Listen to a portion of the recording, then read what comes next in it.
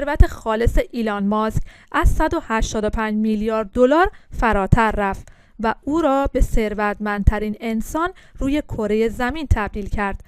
اما در حال حاضر دارایی خالص ایلان ماسک حدود 259 میلیارد دلار تخمین زده شده است که وی را مجدداً به ثروتمندترین مرد جهان تبدیل کرده. اما کتاب ایلان ماسک زندگی نامه‌ای در مورد این میلیاردر است که در سال 2023 منتشر شد که نویسنده آن به نام ایزاکسون به مدت 2 سال ماسک رو مثل سایه دنبال کرد و ساعتها با دوستان و خانواده و همکاران و مخالفانش مصاحبه کرد. ایلان ماسک که همکنون 51 ساله است، زندگیش برای ما از جهات بسیاری میتواند الهام بخش باشد.